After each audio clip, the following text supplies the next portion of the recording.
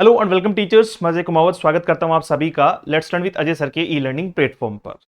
तो चलिए आज की बातचीत एमजीजीएस पेपर, आपका प्रीवियस ईयर पेपर 2024 के रिगार्डिंग। 2024 में 25 अगस्त 2024 को आपका पेपर होता है। उसके बाद में एक लंबी प्रोसेस के बाद में अभी जो शिक्षक साथी है उन्हें ज्वाइनिंग मिल चुकी है। और बाकी अभी भी कुछ जो है वो जैसे नॉन टीचिंग या फिर जो है वो स्पेशल एजुकेशन की अगर बात करें तो उनके बारे में भी अभी जो है वो प्रोविजन चल रहे हैं। सरकार जो भी निर्णय लेती है, एजुकेशन डिपार्टमेंट जो भी निर्णय लेता है, उसके आधार पर आगे की चर्चा की जाएगी। लेकिन इस पेपर का जो है वो लेवल समझना, या इस पेपर को मैं आपको क्यों सोल्व करवा रहा हूं, ये 100 के 100 क्वेश्चन जो है वो इस सेशन में मैं क्यों लेके आया हूं, इसके पीछे का एक कारण तो ये है कि बहुत सारे टीचर्स जो है वो ये सोचते हैं कि वो बेसिक तैयार कर लेंगे तो उनका सिलेक्शन हो जाएगा। मैं आपको फिर निवेदन करूंगा कि बेसिक से काम नहीं चलेगा। बेसिक सिर्फ आपका नॉलेज जो है वो एक बार के लिए गेन करवाएगा, बढ़ाएगा, बट सिलेक्शन लेना है तो फिर आपको बेसिक से जो है वो एडवांस लेवल पर भी आना पड़ेगा। आप इस पेपर का लेवल देख लीजिएगा। हाँ, अगर मैं कंपैरेटिवली बात करूं 2023 वाले पेपर की, तो वास्तविकता में बहुत सिंपल था, बहुत ही सिंपल था। आराम से वो 60 क्वेश्चन की बात करें तो इजीली इंग्लिश के एकदम प्रीपोजिशन के, आर्टिकल के ऐसे क्वेश्चन आए थे। बस इस पेपर को देखकर ये लगा कि नहीं साहब, अब लेवल धीरे धीरे बहुत अच्छा होगा। कारण समझना, 80,000 के आसपास जो है वो इस बार जो है वो टीचर्स ने फॉर्म भरे थे, जबकि जानकारी की कमी चल रही थी। अब की बार जो वैकेंसी होगी उसमें 80,000 से भी ज्यादा टीचर्स जो है वो बैठने वाले हैं। क्यों? क्योंकि घर जाने की जल्दी सबको है और पिछले कई सालों से राजस्थान सरकार जो है वो ट्रांसफर नहीं खोल रही है। तो कुल मिला के तैयारी सभी करेंगे, मेहनत करेंगे। अब पहली बात तो ये कि मेहनत का लेवल कैसा होना चाहिए वो इस पेपर से आपको आइडिया लग जाएगा। तो आप भी मेंटली क्लियर रहेंगे और मैं भी क्लियर रहूंगा कि मुझे किस लेवल तक पढ़ाना है और आपको किस लेवल तक पढ़ना है। दूसरी बातचीत कि जब भी भर्ती की घोषणा होगी, आपका जो है वो एक्सपेक्टेड, चाहे वो अगस्त में हो, सितंबर में हो या उसके बाद में हो, जब भी भर्ती की घोषणा होगी तो उसके अंदर जो टाइम मिलेगा वो तकरीबन 45 दिन में हमें नोटिफिकेशन से लेकर एग्जाम वगैरह सब कुछ जो है वो करवा लिए जाएंगे। नोटिफिकेशन देने से एग्जाम और रिजल्ट और ज्वाइनिंग तक का जो है वो प्रोसेस हो जाता है लगभग 45 से 50 दिन। अब आपके मन में ये क्वेश्चन आएगा कि सर इस बार क्यों नहीं हुआ? क्योंकि इस बार जो है वो भर्ती हमारे कुछ शिक्षक साथी 10 नंबर की वजह से इसे कोर्ट में ले गए। कोर्ट में पड़ती रही पेशियां, दिसंबर के आसपास भर्ती बाहर निकली। उसके बाद में जो है वो गवर्नमेंट ने भी इस बात को इसलिए थोड़ा रोक दिया कि एक तो समीक्षा करवा ली जाए, दूसरी कहीं ना कहीं गवर्नमेंट की मंशा साफ थी कि भाई जो है वो वार्षिक एग्जाम होने वाली है, बच्चों की पढ़ाई पे जो है वो अनर्थ जो है वो प्रभाव पड़ेगा। इसलिए कहीं ना कहीं उसे रोक दिया गया और छुट्टियों का एक माहौल देख के, या मैं कहूं कि बाकी सबकी जो है वो जरूरतों को देख के इसे ठीक कर लिया गया। अब बातचीत करते हैं इस पेपर की। तो उन लोगों के लिए भी मैं साफ साफ कहूंगा कि जो ये सोचते हैं कि मैं 30 दिन में जो है वो तैयारी कर लूंगा, और वो भी इंग्लिश के अलावा सब्जेक्ट वाले, तो वो गलतफहमी है। मिनिमम आपको जो है वो 3 से 4 महीने का कोर्स जो है वो चाहिए ही चाहिए इसके लिए। फिर आप धीरे धीरे जो है वो घंटे पर डेली प्रैक्टिस करेंगे तो दो चीजें हो जाएगी, नॉलेज और आपका जो है वो सिलेक्शन। बाकी आपके हाथ में है, जैसा आपको उचित लगे, आप डिसीजन मेकर खुद हैं। हम ऑलरेडी जो है वो बैचेज स्टार्ट कर चुके हैं। लगभग जो है वो 400 से ज्यादा टीचर्स हमारे साथ में रिसेंट जो है वो 4 क्लास में जुड़ चुके हैं। आज हमारी 5वीं क्लास होगी, यानी इस वीडियो के बाद में। आज ये दो है वो मैं बात कर रहा हूं आपसे 8 जुलाई को, और ये 2 जुलाई को बैच शुरू हुआ था। 2 को इंट्रोडक्शन था, उसके बाद में एक एक करके आज जो है वो 5th क्लास हमारी जो है वो होने वाली है लाइव। लाइव का टाइम है शाम को 6 से 7 बजे, जो रेगुलर रहता है एप्लीकेशन पर। उसके ठीक बाद में यहाँ पर लाइव क्लासेस मिल जाएगी, रिकॉर्डेड बैच इसमें फ्री मिल जाएगा ग्रामर का। इसमें लाइव रामबाण जो पिछली बार करवाया था वो भी प्रैक्टिस वाला जो है वो पूरा तकरीबन जो है वो 35 से 40 क्लास का इसमें मिल जाएगा। नोट्स मिल जाएंगे, टेस्ट सीरीज मिल जाएगी, और कैसा चल रहा है इसकी जानकारी आप बाकी शिक्षक साथियों से ले सकते हैं। वो आपको ऑथेंटिक और ओरिजिनल रिव्यू दे देंगे। बढ़िया ही चल रहा है, तभी तो जो है वो स्पीड से एडमिशंस भी चल रहे हैं। तो आप इस बारे में विशेष ध्यान दीजिएगा कि अगर आप लास्ट में 30 दिन चाहते हैं तो फिर उसी गलतफहमी में रहना है जिसमें इस साल रह गए, और ये लगातार चलती रहेगी ना। 30 दिन सिलेक्शन वाली योजना बंद हो चुकी है, क्योंकि इस पेपर को देखते हुए तो 30 क्या 3-4 महीने भी जो है वो कम पड़ जाएंगे। अब मैं शुरुआत करता हूं इस पेपर की।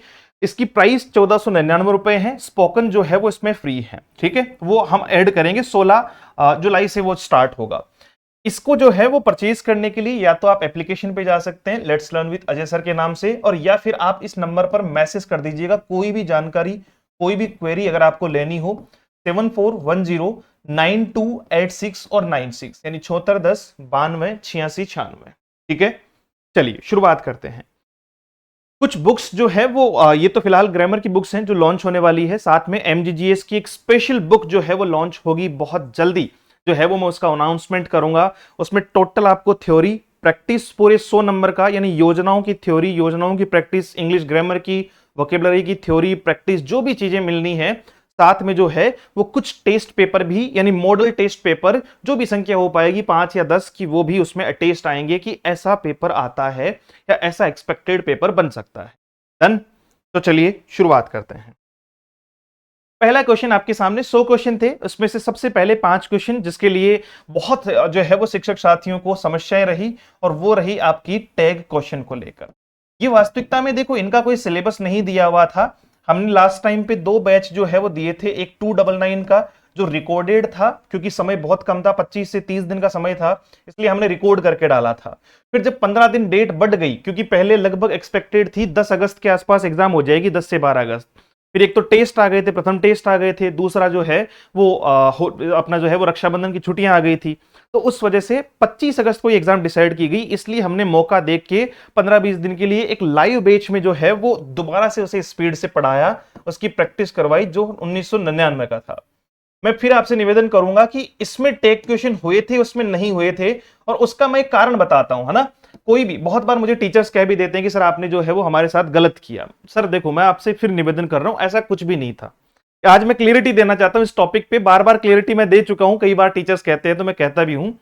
ये आप अगर उस पूरे बैच में इसमें जाके देखोगे ना, रामबाण लाइव में, तो ये अलग से कोई टॉपिक नहीं पढ़ा रखा है मैंने कहीं पर भी। क्लास पता नहीं किस टॉपिक की क्लास चल रही थी, क्लास चलते चलते ही सामने से लाइव में ही एक कमेंट आया किसी गुरुजन का, और उन्होंने कहा कि सर ये टेक क्वेश्चन क्या होता है। वो पता नहीं, या तो मतलब समय ठीक था या जो भी ठीक था, मैंने उनसे वो वर्ड सुना, और उनको तुरंत ही जो है वो 2 ऐसी पीपीटी में जो है वो बारी बारी से चीजें लगभग 10 से 15 मिनट में बता दी कि ये टेक क्वेश्चन होता है, ये पॉजिटिव का नेगेटिव ऐसे बनता है, नेगेटिव का पॉजिटिव ऐसे बनता है, अगर मान लीजिए जो है वो इंडेफिनिट प्रोनाउन है तो क्या आएगा। मतलब वो सारी चीजें जो है वो लगभग 10 मिनट में उसी सेशन के अंतराल में बताई थी, ना कि अलग कोई टॉपिक पढ़ाया था। बस उन्होंने जनरली पूछा और मैंने जनरली बताया, बट किस्मत साथ दे गई, 5 क्वेश्चन एज इट इज जो है वो वहीं से पूछ लिए गए, और इसी वजह से कई लोगों का नुकसान भी हो गया जिन्होंने टैग क्वेश्चन नहीं पढ़े थे। इसलिए अब की बार हमने सिर्फ एक बैच 1499 रुपए का शुरू किया है। शुरू से लेकर अंत तक सेम ही बैच रहेगा, जितना कुछ पढ़ाया जाएगा इसी एक ही बैच में पढ़ाया जाएगा, अलग से कुछ भी नहीं होगा, सारी चीजें इसी में चलेगी। नया बैच भी जो है वो नहीं आएगा, यही ज्वाइन करना है, चाहे 10 दिन बाद में करना है, चाहे 15 दिन बाद में, या 25 दिन बाद में। और इसमें कोई ऑफर का भी कोई सिनेरियो नहीं है, क्योंकि फीस ऑलरेडी हमने सेट कर दी है इसकी कि इतना ही रखेंगे, ताकि ना तो फीस में किसी को ये लगेगी साहब देखो कम ज्यादा करते हो आप, और ना ही जो है वो बाकी सारी चीजों में कि साहब इसमें कंटेंट कम है, इसमें ज्यादा है। अब आप पे डिपेंड करता है कि आपको पढ़ना है या नहीं पढ़ना है। डन।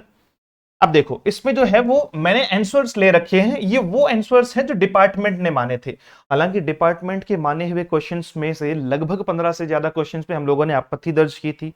आखिर में क्या हुआ कि ना आपको पता है या ना ही मुझे पता है कि डिपार्टमेंट ने उनमें क्या सुधार किया, क्या नहीं किया। दोबारा से उसकी कोई फाइनल आंसर की उन्होंने जारी नहीं की, और सीधा रिजल्ट जो है वो दे दिया गया। अगर हम बात करें इस क्वेश्चन की, तो इसमें देखो रेयरली लिखा हुआ, रेयरली एक नेगेटिव वर्ड है, और जब नेगेटिव वर्ड आता है किसी सेंटेंस में तो उसका क्वेश्चन टेक पॉजिटिव बनता है। ये 2 बातें तो बहुत बेसिक है, नेगेटिव पॉजिटिव, पॉजिटिव नेगेटिव। अब यहां पे सिंपली आपको क्या करना है, एक तो हमेशा इसका जो है वो प्रोनाउन लिखा जाएगा, और एक यहां देखना है अटेंड्स मतलब वर्ब की फर्स्ट फॉर्म है, जब नेगेटिव में जाएगा तो सी के साथ में क्या लगना चाहिए, डज। भाई सी के साथ में क्या लगना चाहिए, डज। नेगेटिव है तो नॉट आएगा नहीं, और क्या हो जाना चाहिए, सी हो जाना चाहिए। क्या हो जाना चाहिए, सी हो जाना चाहिए। इसका मतलब ऑप्शन कौन सा ठीक था, एक था। क्यों, क्योंकि देखो सर इसका तरीका क्या था, रेयरली नेगेटिव है, इस वजह से इसको पॉजिटिव बनाना है। पॉजिटिव बनाना है तो नॉट तो हमें लगाना नहीं है। जब वर्ब की फर्स्ट फॉर्म के साथ एस ई एस या आई ई एस दे रखा है, तो मैं उसको जब पॉजिटिव में चेंज करूंगा, यानी इंटरोगेटिव में चेंज करूंगा, तो उसकी हेल्पिंग वर्ब क्या हो जाएगी, डू डज हो जाएगी। तो सी के साथ क्या आएगा, डज। डज के बाद में सी लगाया, नेगेटिव नहीं लगाना। ये इसका सही उत्तर था, और बोर्ड ने भी ऑप्शन ए ही माना था। फिर अब थोड़ा सा स्पीड से चलते हैं। एवरीवन स्टूड, स्टूड वर्ब की सेकंड फॉर्म है। देखो यहां पॉजिटिव है, पॉजिटिव है तो क्या बनेगा, नेगेटिव बनेगा। अगर मैं वर्ब की सेकंड फॉर्म को इंटरोगेटिव यानी पास्ट इंडेफिनिट का इंटरोगेटिव देखूं, तो वो डिड प्लस वर्ब की फर्स्ट फॉर्म से बनता है। यस और नो। नेगेटिव लगाना है मुझे, तो जाहिर सी बात है वॉज, और ये तो होगा ही नहीं, डिड होगा। डिड के ठीक बाद में नेगेटिव बनाने के लिए नॉट होगा। अब एवरीवन वाला जो पोर्शन है वो भी मैंने बताया था कि जब इंडेफिनिट प्रोनाउन होता है तो उसका प्रोनाउन जो है वो क्या लगाते हैं, दे लगाते हैं। तो इसका ऑप्शन जो है वो कौन सा ठीक होगा, ए ठीक होगा। ये पॉजिटिव है इसलिए इसको नेगेटिव बना दिया हम लोगों ने। तीसरा क्वेश्चन है नन ऑफ द सीसीटीवी। अब देखो नन पहले से दिया हुआ है, नेगेटिव दिया हुआ है, इसका मतलब हमारा जवाब क्या होना चाहिए, पॉजिटिव होना चाहिए। आर जो है वो लिखा हुआ है तो आर हमने हेल्पिंग वर्ब ले ली। अब सब्जेक्ट क्या है सर, सब्जेक्ट यहां जो प्रोनाउन के केस में आएगा वो नन है, तो इंडेफिनिट प्रोनाउन है, इंडेफिनिट प्रोनाउन है तो हम जो है वो नन की जगह क्या कर देंगे, दे कर देंगे, जो मैंने अभी अभी रिसेंट बताया था आप लोगों को। इसका मतलब ऑप्शन जो है वो कौन सा ठीक होगा, सी ठीक होगा। उसके ठीक बाद में अगर हम बात करें the guest house was not too expensive, है ना, तो देखो वॉज नॉट इसका मतलब पहले से नेगेटिव चल रहा है, पहले से नेगेटिव चल रहा है तो हेल्पिंग वर्ब उठाई, ठीक है। नेगेटिव बनाना नहीं है क्योंकि पहले से नेगेटिव है तो पॉजिटिव बनाना है। गेस्ट के लिए क्या लिखोगे, गेस्ट के लिए जो है वो इट का यूज किया हुआ है तो सिंपली क्या लिखेंगे, वॉज इट जो है वो लिख दिया जाएगा। क्या लिख दिया जाएगा, वॉज इट जो है वो लिख दिया जाएगा। नेक्स्ट आपका he is coming here today, तो इज वहां से पिक करेंगे, हेल्पिंग वर्ब पिक करेंगे और नेगेटिव बनाने के लिए क्या लगाते हैं, इसका अपोस्ट्रोफी एस के साथ में इसको लिखते हैं इजंट, और ही का क्या हो जाएगा, ही, तो इजंट ही।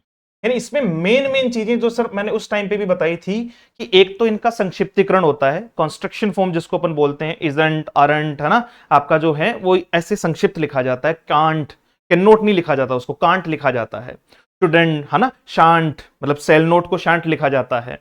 फिर दूसरी बात ये बताई थी कि पॉजिटिव का नेगेटिव और नेगेटिव का पॉजिटिव करते हैं। और तीसरी और मेन बात ये बताई थी कि जब इंडेफिनिट प्रोनाउन आता है तो उसको जब वापस से हम क्वेश्चन टेक बनाते हैं तो उसकी जगह दे का यूज करते हैं। पता नहीं जो भी था वो ठाकुर जी की कृपा थी कि ये 5 क्वेश्चन जो है वो सेम टू सेम मिल गए। अब मैं डिसाइड नहीं कर पाया किसको फायदा हुआ और किसको नुकसान हुआ, लेकिन ये 5 क्वेश्चन एज इट इज वहां पे मिल गए। डन। चलो तो नेक्स्ट क्वेश्चन आपका जो है वो वर्ड क्लास आइडेंटिफिकेशन का क्वेश्चन था। मतलब कहने का अर्थ ये है कि आपको पार्ट्स ऑफ स्पीच पूछा था। अब देखो पार्ट्स ऑफ स्पीच डिफाइन किया जाता है किसके आधार पे, सेंटेंस में दिए हुए वर्ड के आधार पे कि वो वहां किसका काम कर रहा है।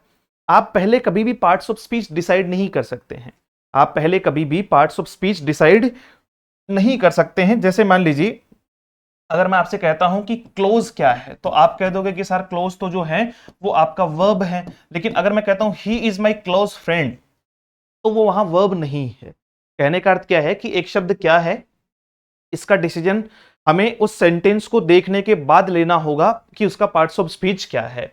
यहाँ पार्ट्स ऑफ स्पीच आपसे पूछा था रेन, रेन जो है वो हम रिसेंट अभी हम लोगों ने वर्ब पढ़ी है, नए बैच की बात कर रहा हूं, तो आप लोगों को याद होगा रेन तो वर्ब है ना, रन, रेन और रन इरेगुलर वर्ब है। तो बताओ इसमें सिंपल सा जवाब जो है वो हमारा क्या होना था, ऑप्शन पी होना था। बस इतना सा पूछा था कि ये कौन सा पार्ट्स ऑफ स्पीच है, यानी किस टॉपिक का जो है वो वर्ड है। यहां पूछा था आपसे वर्क्स हार्ड। देखो दो बातें हैं, एक वर्क्स हार्ड और एक हार्ड वर्क। अब दोनों में फर्क है। अगर मैं कहता हूं हार्ड वर्क तो इसका मतलब मामला जो है वो ये तो नाउन हो गया, और काम कैसा है जी, डिफिकल्ट है, हार्ड वर्क है, तो ये एडजेक्टिव हो गया। बात आ रही समझ में। लेकिन मैं कहता हूं वर्क्स हार्ड तो वर्क्स तो वर्ब है, और उस वर्ब की विशेषता बताने के लिए आपको पूछा था कि इस वर्ड को क्या कहेंगे। तो जो शब्द वर्ब की विशेषता बताते हैं उन्हें मूल तौर पे हम एडवर्ब कहते हैं, उन्हें मूल तौर पे हम क्या कहते हैं, एडवर्ब कहते हैं। तो सही ऑप्शन आपका कौन सा होगा, सी होगा। ये फर्क है सर, ये हार्ड पहले आ जाता तो ये एडजेक्टिव होता, बाद में आया है तो वो एडवर्ब हुआ है। तो आप डिफाइन किस पे करोगे, सेंटेंस के आधार पर डिफाइन करोगे, बाकी वैसे डिफाइन नहीं करोगे। फिर आपसे पूछा था कैट्स, तो कैट्स तो बिल्ली है, बिल्ली तो नाउन है ना भाई, किसी भी व्यक्ति, वस्तु, स्थान, जाति जो है वो इनका नाम क्या होता है, नाउन है आपका। तो कैट्स यहां पर क्या हो गई आपकी, सिंपली जो है वो नाउन हो गई, ऑप्शन सी हो गया। नेक्स्ट आपसे पूछा था लाउडली। देखो लाउडली मैक्सिमम तो मैं आपको बता दूं कि 99% है ना, 100% मैं इसलिए नहीं कह रहा हूं क्योंकि कुछ जगह इसमें गफलत है। जिन वर्ड के साथ में एल वाई लगता है वो मैक्सिमम टाइम एडवर्ब होती है ना। लाउडली आपका जो है वो जब भी हम बात करते हैं किसके, हैप्पीली, हैप्पी और हैप्पीली, तो दोनों में फर्क है। हैप्पी एडजेक्टिव है, हैप्पीली क्या हो गया आपका, एडवर्ब हो गया। तो जिसमें एल वाई लगता है वो क्या होती है, एडवर्ब होती है, वो क्या होती है, एडवर्ब होती है। और इसका जवाब क्या हो जाएगा, ऑप्शन जो है वो डी हो जाएगा। दूसरा अगर आप इसको देखना चाहोगे तो सी स्पोक, वो बोली, कैसे बोली सर, लाउडली, तेज जोर से जो है वो बोली। इसका मतलब वर्ब को अगर डिफाइन करेगा तो फिर वो क्या कहलाएगा, एडवर्ब कहलाएगा। उसके बाद में John has received an award of the bravest, यानी ब्रेवेस्ट आपको पूछा था, ये जो इटैलिक है ना वो पूछा था आपको। तो देखो पर्सन आपका नाउन है, कैसा पर्सन, ब्रेवेस्ट पर्सन। ये वैसे सुपरलेटिव डिग्री है और सुपरलेटिव डिग्री एडजेक्टिव की या एडवर्ब की ही बनाई जाती है। तो यहां फिलहाल जो है वो ब्रेव क्या होता है, ब्रेव एडवर्ब नहीं होती, ब्रेव आपका जो है वो एडजेक्टिव होता है। तो इसका मतलब क्या हुआ कि सर ये आपका एडजेक्टिव है। तो 10 क्वेश्चन तो शुरुआत के बहुत सिंपल थे, जिनमें मैं ये कह सकता हूं कि आसानी से कोई भी कर सकते थे। 5 क्वेश्चन टेक के, और 5 जो है वो आपके मतलब मैं ये कहूंगा कि 5 जो है identification of parts of speech के थे, कि आपको पार्ट्स ऑफ स्पीच पहचानना था। 10 क्वेश्चन डन। 11वें क्वेश्चन पे चलते हैं। यहां आपको नॉन फाइनाइट वर्ब और एरर स्पॉटिंग के क्वेश्चन दिए गए थे। मैंने कल ही जो है वो टॉपिक पढ़ाया है, मैं बेसिक जो है वो पहले पढ़ा चुका हूं 3 क्लास में, और फिर चौथी वर्ब की क्लास में हमने जेरंड, इन्फिनेटिव वर्ब और आपका पार्टिसिपल पढ़ना शुरू किया है। आज भी हम एडवांस को और ढंग से, जैसे पॉजिटिव वर्ब है, बेयर इन्फिनिट वर्ब है, वो सारी की सारी चीजें कि कहां कहां इनका यूज किया जा सकता है, क्योंकि एग्जैक्ट मैंने क्वेश्चंस देखे हैं और मैं वहीं से आपको जो है वो चीजें उस डेप्थ लेवल से थोड़ा सा ऊपर तक ही पढ़ाने का जो है वो फाइनल कर चुका हूं। अच्छा देखो क्या पूछा था आपसे, ही ट्राइड टू वॉर्न, तो आपको पूछा था कि बताओ साहब ये टू वॉर्न जो है वो क्या है। तो वास्तविकता में यहां जो है वो इसका आंसर क्या होगा, इन्फिनिट होगा, क्योंकि टू प्लस वर्ब की फर्स्ट फॉर्म जो है वो क्या बनाती है, इन्फिनेटिव वर्ब जो है वो बनाती है, जो सब्जेक्ट या ऑब्जेक्ट का काम करती है, सब्जेक्ट या ऑब्जेक्ट का काम करती है। इसमें पूछा था आपको अप्रोप्रिएट एडवर्ब ऑफ मैनर, देखो मैनर पूछा है, तरीका है ना, मैनर पूछा है। तो अगर कोई काम रेगुलरली हो रहा है, इसमें तो रेगुलरली है, तो इसका मतलब वो तो फ्रीक्वेंसी है। जस्ट भी जो है वो एडवर्ब है आपकी, केयरफुली, और एक आपका जो है वो ही has done his work on my table. इन चारों सेंटेंस में से आपको बताना था कि मैनर कौन सा है। अब देखो कोई काम रेगुलर होता है, कोई काम जो है वो जस्ट अभी अभी हुआ है, तो क्या वो मैनर है उसका। लेकिन मैं कहूं कि उसने अपना वर्क जो है वो केयरफुली किया, यानी उसका काम करने का तरीका क्या था, मैनर ऑफ वर्क क्या था, ही डिड इट केयरफुली, है ना, ही डिड इट केयरफुली। तो आपका सही जवाब क्या होगा, ये मैं आपको टॉपिक में पढ़ाऊंगा कि मैनर्स या adverb of time, adverb of place, ये सब कुछ जो है वो क्या होते हैं और कैसे इनको आइडेंटिफाई किया जाता है। यहां तक कोई दिक्कत नहीं थी साहब, सब ठीक ही चल रहा था। ये पूछा था, एक आपको एरर पूछा था, बहुत सिंपल एरर पूछा था, antique diamond necklace was stolen from the museum, है ना। तो एंटीक, कोई एंटीक जो है वो डायमंड नेकलेस है, उसे म्यूजियम से चुरा लिया गया। तो वास्तविकता में इसका जो है वो जवाब क्या होगा, एन एंटीक डायमंड, है ना। एक कोई एंटीक डायमंड जो है वो नेकलेस था जिसे म्यूजियम से चुरा लिया गया। वो स्टोलन कहने का मतलब है, मैंने कहा था was were, is am are, was were, has been, have been के बाद में वर्ब की थर्ड फॉर्म दिखाई दे, इसका मतलब वो पेसिव है, इसका मतलब वो क्या है, पेसिव है, एक्टिव वर्ब नहीं है। तो ये पेसिव है, तो मैंने कहा कि कोई कोई जो है वो आपका डायमंड नेकलेस था जिसे म्यूजियम से चुरा लिया गया। तो ये वास्तविकता में यहां जो है वो एरर किसमें था सर, ऑप्शन सी में था, एंटीक की जगह एन एंटीक जो है वो डायमंड नेकलेस होना। डन। 14th नंबर क्वेश्चन, 14 से 18 तक जो है वो फिल इन द ब्लैंक्स आया था। अब देखो क्वेश्चंस का लेवल धीरे धीरे बढ़ रहा है, ये तो बेसिक बेसिक चल रहा था, फिर और अच्छे क्वेश्चंस भी दिखाई देंगे। Blank she is clever, she often makes mistake. देखो हालांकि वो क्लेवर है, मतलब जो है वो जाहिर सी बात है कि वो जो है वो बुद्धिमान है, चतुर है, लेकिन फिर भी वो कई बार गलतियां कर देती है। तो यहां कोमा है और आपको पूछा है कि किसका जो है वो पेयर बनेगा, तो ऑल्दो और दो का डिस्पाइट होता है के बावजूद, ये कंजक्शन का पार्ट है, सिंस या फिर आपका ऑल्दो। तो हम क्या कहेंगे, ऑल्दो सी इज क्लेवर, हालांकि वो क्लेवर है, सी ओपन मैक्स मिस्टेक, वो गलतियां करती है, वो गलतियां करती है। अब देखो तो यहां ऑप्शन कौन सा था, सी था। अब धीरे धीरे जो है वो इसका मतलब आपको जो है वो सिंस भी पढ़ना होगा, कंजक्शंस भी पढ़नी होगी, डिस्पाइट भी पढ़ना होगा। The old woman walked carefully with her heavy load, जो बूढ़ी महिला थी walked carefully with her heavy load, blank she should fall. मैंने जब मैं कंजक्शन पढ़ा रहा था ना, तो मैं ऐसे चीख चीख के चिल्ला चिल्ला के कह रहा था। हर दिन आप में से जो है वो जिन टीचर्स ने पढ़ा है पिछला बैच, तो वो डेफिनेटली बताएंगे कि मैंने बार बार कहा था कि लास्ट एमजीजीएस में यानी 2023 वाले पेपर में भी लिस्ट का यूज पूछा गया था, और लिस्ट का यूज करें तो आपको बस ज्यादा दिमाग लगाना नहीं है, सब्जेक्ट के बाद में शुड और वर्ब की फर्स्ट फॉर्म का यूज करना है। इसका एक फॉर्मेशन और आता है सर, है ना, वो भी मैं आपको टॉपिक में बता दूंगा, लेकिन फिलहाल ये फॉर्मेशन आपका।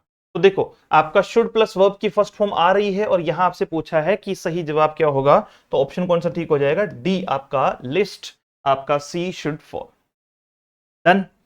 चलो तो blank did she open her lunch box then everyone gathered around her. जब जब मैंने पढ़ाया है बार बार, और ये ऐसा नहीं है कि अब कह रहे हो सर, देखो आप जो है वो पिछले कोई भी सेशन उठा के देखोगे, प्रैक्टिस में यूट्यूब पर भी करवा रखी है, ऐसी बात नहीं है। नो सुनर के साथ देन, आपका जो है वो हार्डली और स्केर्सली के साथ वेन, ऐसे कुछ पेयर्स मैंने लिखाए हैं। हार्डली और स्केर्सली के साथ में जो है वो वेन, उसके अलावा आपका जो है वो नेदर नॉर आइदर और, है ना, ये सारे के सारे pair, not only but also, आपका जो है वो नेवर के साथ और, ये सारे पेयर लिखवाए हैं। तो ये बहुत सिंपल सा पेयर था कि सर ये आपका देन जो है वो कहां से शुरू होगा, नो सुनर से शुरू होगा। पहली बात तो पेयर देखेंगे। दूसरी बात, यहां रूल ऑफ इन्वर्जन का यूज हुआ है। किसका यूज हुआ है? रूल ऑफ इन्वर्जन का यूज हुआ है। लास्ट टाइम पढ़ा रखा है, दोबारा भी पढ़ाऊंगा कि रूल ऑफ इन्वर्जन क्या होता है। The wise try to improve themselves, ये अच्छा क्वेश्चन था। ये डेफिनेटली मैं कहूंगा कि एक लेवल ऊपर आया था क्वेश्चन, और ये इजी वे में जो है वो आपको नहीं, मतलब जो है वो समझ में आया। The wise try to improve themselves, देखो द वाइज कहने का मतलब है कि मैंने एडजेक्टिव के साथ अगर मान लो मैं आर्टिकल द लगाता हूं तो वो अपनी कैटेगरी को बताना शुरू कर देता है। तो यहां इसका अर्थ है बुद्धिमान, कि बुद्धिमान जो लोग हैं उन्होंने अपने आप को इंप्रूव करना शुरू कर दिया, जबकि जो फूल्स हैं यानी आपके जो मूर्ख हैं, की ब्लेमिंग देयर लक, वो अपने जो है वो लक को, अपने भाग्य को कोसते रहे। ठीक है, अब दो चीजें हैं, एक साइड में बुद्धिमानों ने अपने आप को इंप्रूव करना शुरू कर दिया है, और दूसरी साइड में जो है वो ब्लेम कर रहे हैं, कौन? फूल्स, यानी मूर्ख जो है वो अपने भाग्य को ब्लेम कर रहे हैं। What is that? देयरफॉर होता है इसलिए, जो रीजन बताने के लिए काम में लिया जाता है। वेदर या आपका स्टिल, तो इसका सही जवाब था आपका वेरस, है ना। जबकि the wise try to improve themselves whereas the fools keep blaming their luck, option B. और ये जो है वो बिल्कुल नेक्स्ट देखते हैं। You are blessed with everything you should not complain blank you should be thankful. अब देखो, you are blessed with everything, आपको सब कुछ मिला है। यू शुड नॉट कंप्लेन, आपको किसी भी प्रकार की शिकायत नहीं करनी चाहिए आपका, क्योंकि क्योंकि यू शुड बी थैंकफुल। अब देखो, अब यहां जो है वो हमारी बातचीत, अगर हम ये कहते क्योंकि, ठीक है, हिंदी, मेरी भी हिंदी वैसी आएगी जैसे आपकी आती है, क्योंकि हिंदी तो आपकी और मेरी सेम ही है। अब इसमें फर्क क्या है, इस सेंटेंस को समझने का प्रयास कीजिए कि सर इसमें डिस्पाइट आएगा या इंस्टेड आएगा। देखो, अगर मैं बात करूं you are blessed with everything, कि आपको सब कुछ मिला है, यू शुड नॉट कंप्लेन, तो आपको कंप्लेन नहीं करनी चाहिए। जब आपको सब कुछ मिला है तो आपको कंप्लेन करने के बजाय आपको क्या करना चाहिए? यू शुड बी थैंकफुल, आपको जो है वो थैंकफुल होना चाहिए। अब इसमें जो है वो बड़ी सारी कंट्रोवर्सी रही, यानी येट और एल्स को छोड़ के जो है वो इंस्टेड और आपका despite you should be thankful या instead you should be thankful. तो डिपार्टमेंट ने तो माना था ऑप्शन बी, जबकि इसमें जो है वो कुछ लोगों ने कहा कि सर इसका जवाब डिस्पाइट भी हो सकता है। ये थोड़ा एक कंट्रोवर्शियल क्वेश्चन था। ठीक है, तो इसका जवाब क्या होगा? ऑप्शन, अकॉर्डिंग टू डिपार्टमेंट जो है वो इसका जवाब है बी, यानी आपका इंस्टेड ऑफ। लेकिन इंस्टेड के बाद में यूजुअली जो है हम किसका यूज करते हैं? सॉरी, चलो अब देखो, अगर बात करें 19 से 23 नंबर क्वेश्चन, जो किसका था? आर्टिकल और डिटरमिनर का था। ये भी बहुत सिंपल थे आपका। तो आप कहोगे सर फिर डिफिकल्ट आया क्या था? ग्रामेटिकल तो लगभग जो है वो सिंपल हो गई थी, जिन लोगों ने बढ़िया पढ़ा था। वोकेबलरी में थोड़ी दिक्कत आई थी एक तो। अच्छा, there is blank school for deaf, तो जाहिर सी बात है डेफ के साथ में तो द आएगा, क्योंकि यहां डेफ जो है वो एडजेक्टिव है, और एडजेक्टिव के साथ आर्टिकल द लगाने से वो अपनी पूरी जो है वो कम्युनिटी को दर्शाना शुरू कर देता है। तो द डेफ कहने का मतलब है बहरे लोगों की बात हो रही है। ठीक है, तो इसका मतलब ऑप्शन बी तो हो नहीं सकता। देयर इज आपका जो है वो ए स्कूल फॉर द डेफ, वहां जो है वो डेफ के लिए, यानी जो है वो बहरे लोगों के लिए क्या है? एक स्कूल है। ऑप्शन कौन सा ठीक होगा? ए ठीक हो जाएगा। डोंट मेक अ नॉइस, ये एक फ्रेज है, सीधी सीधी, मतलब लगभग आप जहां जहां पढ़ोगे तो ये पढ़ोगे। आई मस्ट गेट। अब देखो यहां, अच्छा ए का यूज नहीं करवाया इसने, ए के आधार पे नहीं पूछा है, एनी और सम का यूज पूछा है, एनी और सम का यूज पूछा है। तो देखो, डू नॉट के साथ में अगर हम लोग बात करें तो डू नॉट नेगेटिव है, और नेगेटिव के लिए एनी का यूज हो जाएगा। डोंट मेक एनी नॉइज, तो ए और एन होता है ना सर, ये मैंने उस दिन भी समझाया था, ये भी एनी का ही अर्थ देता है, कोई, इंडेफिनेट या unknown. Don't make any noise, है ना, बिल्कुल आवाज मत करो, कोई भी आवाज मत करो। I must get some sleep, मुझे जो है वो कुछ देर सोने दो। तो दोनों में क्या आएगा, एनी और सम। तो एनी और सम किस में है, ऑप्शन ए में, ऑप्शन ए में।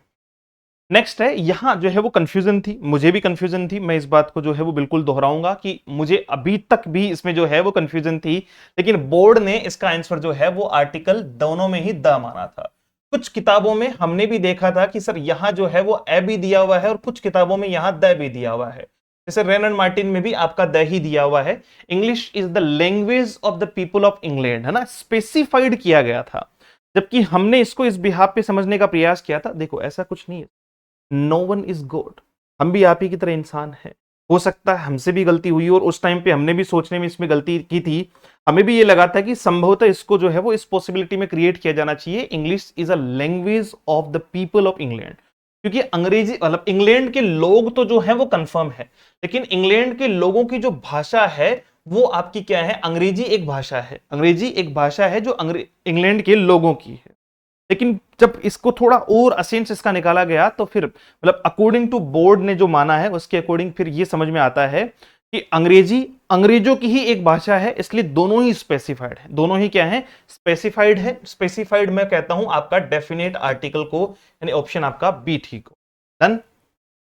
जबकि इसमें कंट्रोवर्सी हुई थी sir, call me if you have, sir आप मेरे साथ में जो है वो जब जब क्या पढ़ोगे, जब जब आप मेरे साथ में कंडीशन पढ़ोगे, जब जब मेरे साथ में आप कंडीशन पढ़ोगे तो मैं आपको ये सेंटेंस लिखाऊंगा ही लिखाऊंगा, आज तक जितने भी बैच पढ़ाए हैं सब में लिखा रखा है कि इफ कंडीशन में एक तो एनी का यूज किया जाता है, ये दोनों जगह आपको डिटरमिनर्स में भी मेरे हर एक नोट्स में लिखा हुआ मिल जाएगा आपको, कि जब जब इफ कंडीशन की बात की जाती है ना आपका जो है, तो उसमें किसका यूज किया जाएगा, एनी का यूज किया जाएगा, ना कि सम का। कॉल मी, अब देखो एनी और एनी है तो सिंपल सी बात है कि जाहिर सी हम क्या कहेंगे कि सर एनी, आप अभी थोड़ी देर पहले भी बता रहे थे कि किसका सेंस देता है, ए और ए एन का। तो call me if you have any question, तो एनी क्वेश्चन करने का मतलब है if you have a question या if you have an question, तो क्वेश्चन के हिसाब से क्या लगेगा सर, यहां वावल साउंड नहीं है तो क्या लगना चाहिए, ऑप्शन ए, यानी आपका if you have a question, any का यूज किया जाता है इसमें इफ कंडीशन में, याद रखिएगा।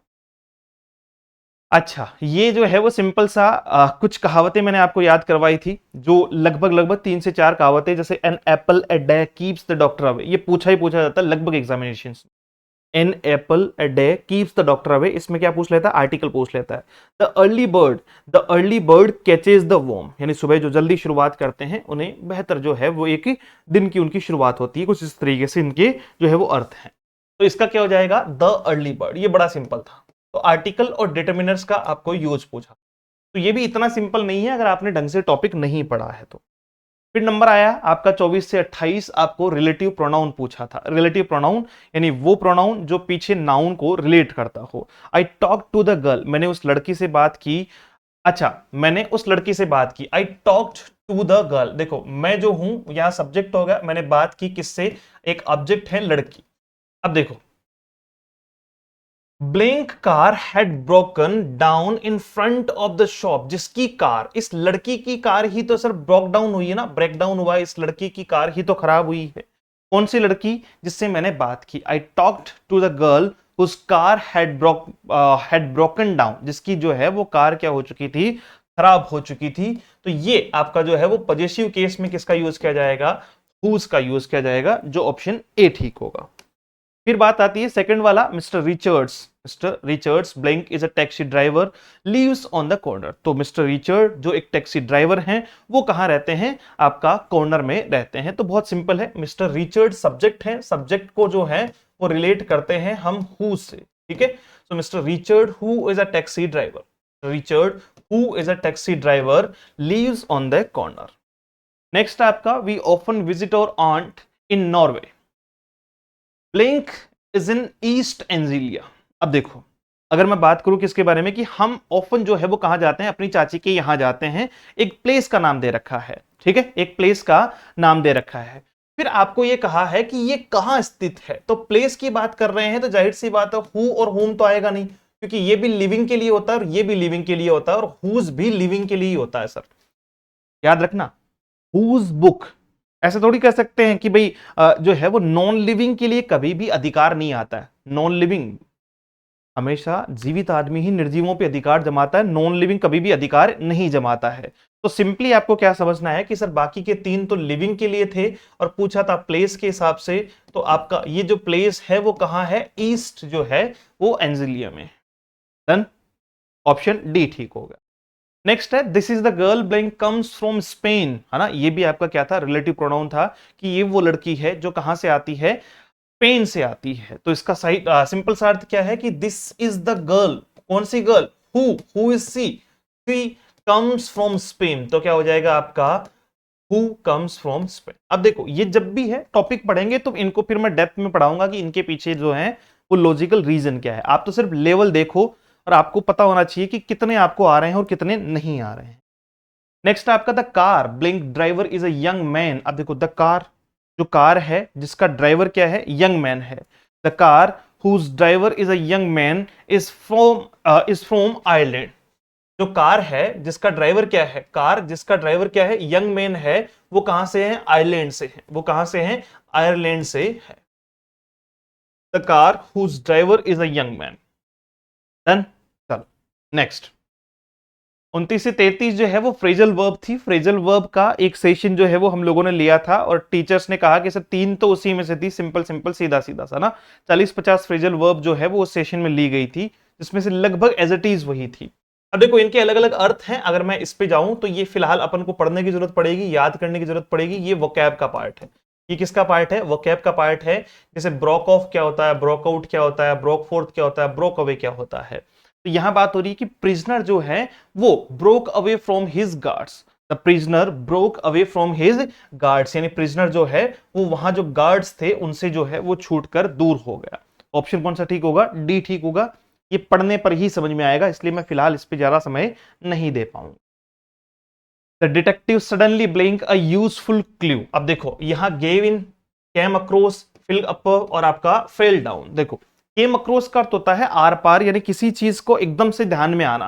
केम अक्रॉस का अर्थ क्या होता है, आर पार। आर पार आने का मतलब जैसे विचार आना, कि मेरे मन में एक विचार आया। तो जो डिटेक्टिव था सडनली उसको जो है वो एक क्लू जो है वो सूझा, या एक क्लू उसके ध्यान में आया। तो क्या हो जाएगा, the detective suddenly came across a useful clue. ठीक है, हालांकि इस पे भी कुछ टीचर्स ने आपत्ति जताई थी कि केम और अक्रॉस जो है वो एक साथ में नहीं आ सकते हैं। अलग अलग बातचीत होती है, वो देखो हर एग्जाम में होती है, सबका अपना अपना विचार होता है। I will blank to my job until May. देखो मैं मई तक जो है वो अपनी जॉब पर नहीं जा पाऊंगा। तो सिंपल सी बात है कि मैं मई तक नहीं जा पाऊंगा, तो होल्ड अप होगा, होल्ड ऑन होगा, होल्ड इन या होल्ड। अब आपने सुना होगा ना, जैसे ये अगर फ्रेजल वर्ब आप जनरल भाषा में भी बात करते हो ना, कई बार आपने जो है वो मान लो कोई फोन आ रहा है, ठीक है, अपन किसी से बात कर रहे हैं, फोन आ गया तो अपन क्या कहते हैं, या फोन मान लो अपन कर रहे हैं, कोई सामने से व्यक्ति आ गया तो अपन फोन वाले को क्या कहते हैं, होल्ड ऑन।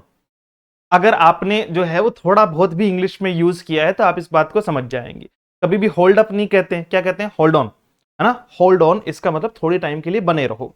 तो मैं जो है वो क्या करूंगा, होल्ड ऑन करूंगा मेरी जॉब को अंटिल मई तक, यानी मई तक जो है वो अपनी जॉब को होल्ड पर रखूंगा। ऑप्शन कौन सा ठीक होगा, बी ठीक होगा। फ्रेजल वर्ब तो सिंपल ही आई थी सर, बस जिन्होंने थोड़ी बहुत पढ़ रखी है ना वो तो आराम से समझ गए।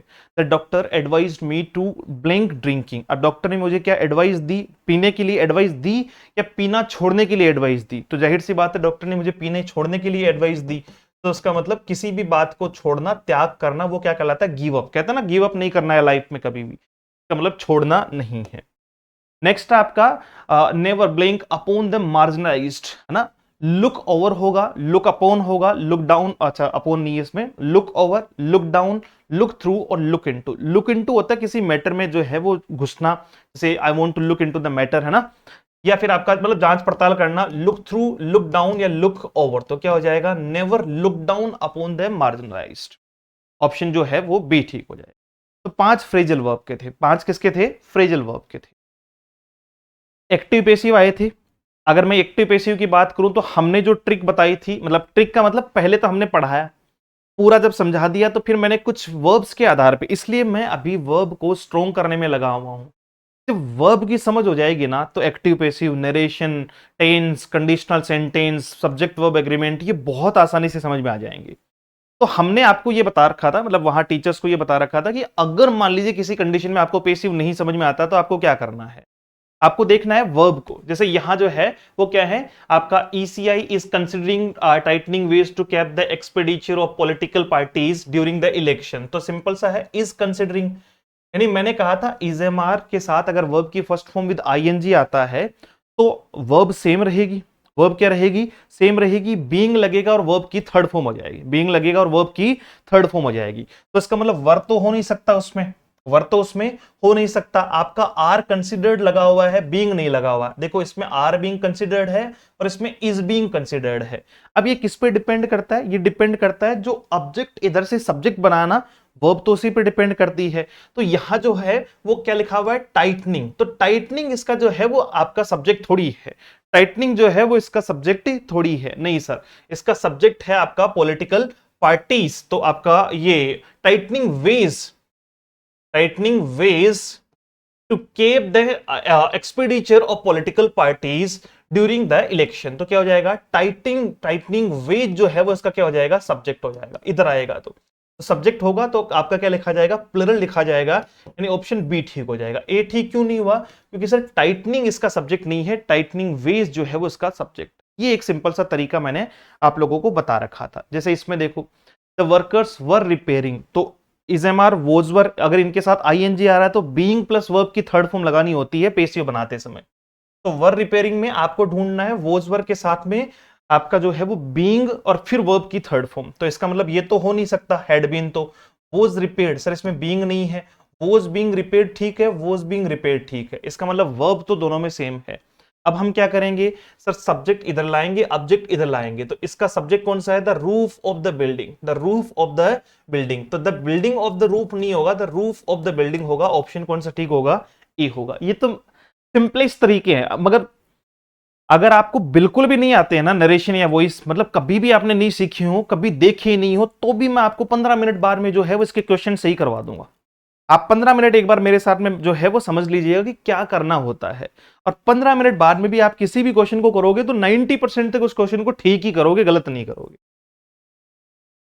माई brother took this beautiful picture a while ago. देखो टुक वर्ब की सेकंड फॉर्म है, आगे जाएगी, मतलब किस में जाएगी? Past indefinite. तो पास्ट इंडेफिनिट है तो पास्ट कॉन्टिन्यूअस में जाएगी। पास्ट कॉन्टिन्यूअस का मतलब वोज वर और वर्ब की थर्ड फॉर्म चाहिए। तो वोज वर के साथ में वर्ब की थर्ड फॉर्म यहां तो है, यहां नहीं, यहां नहीं है। सर बीइंग तो तब लगता जब ऊपर आईएनजी होता। तो बताओ इसका जवाब जो है वो ढूंढने में समय लग कैसे सकता है? इसका तो सीधा सीधा जवाब है option D. We hope that. ये क्वेश्चन सर गलत था, है ना? मैं आज भी कहता हूं कि ये क्वेश्चन गलत था। बोर्ड ने नहीं हटाया, नहीं हटाया क्योंकि उसने जो है वो ये क्वेश्चन गलत इसलिए था। We hope that we shall win the series. उसने दो जगह पेसिव बनाया सर, है ना? और जबकि दो जगह इसका पेसिव नहीं बनता, वी होप, वी विश, जब भी ऐसा कुछ लिखा जाता है तो उसका सिंगल आगे वाले का ही पेसिव बनता है। इट इज होप्ड लिखा जाना चाहिए था उसको, जो लिखा है इसने। ऐसी बात नहीं है, ये दो ऑप्शन तो होंगे नहीं।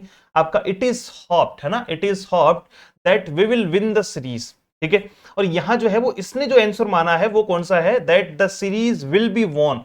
तो इसका मतलब यहां पर भी पेसिव वॉइस बनाया है और यहां पर भी पेसिव वॉइस बनाया है, जबकि इस स्ट्रक्चर में पेसिव एक ही जगह बनता है। इस स्ट्रक्चर में पेसिव एक ही जगह बनता है। ये आज भी क्वेश्चन मार्क है, लेकिन बोर्ड ने इसका सही आंसर, मैं फिलहाल बोर्ड के अकॉर्डिंग बात कर रहा हूं, तो बोर्ड ने इसका सही आंसर कौन सा माना है? सी माना है। डन।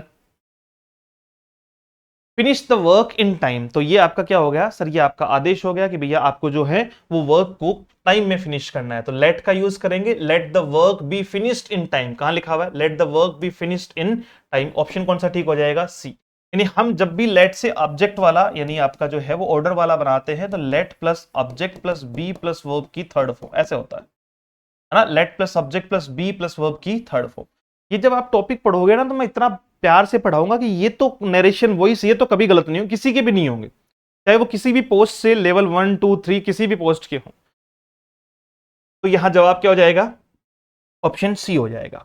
फिर आया आपका जो है वो सिनोनिम्स। ये भाई साहब ये जो है वो थोड़ा सा डेफिनेटली मैं कहूंगा कि वोकेबलरी में 10 से 12-15 जो भी क्वेश्चंस आए उसमें से लगभग 50% ही ऐसे थे जिनको किया जा सकता था। बाकी तो मामला जो है वो वास्तविकता में पेचीदा था। एक आपको वर्ड पूछा था ऑब्लिक, है ना? अब देखो जिन्होंने पढ़ रखा है वो तो अलग बात है। अब यहां तो मैंने जैसे अर्थ बता दिया तो आपको हो सकता है इसमें से आइडिया लग जाए कि कौन सा होगा। आपका जो है ओब्लिक की अगर बात की जाए तो वो क्या होता है सर? तिरछा होता है, मतलब जो है वो आपका घुमावदार, जिसको अपन कहते हैं, क्या कहते हैं? घुमावदार।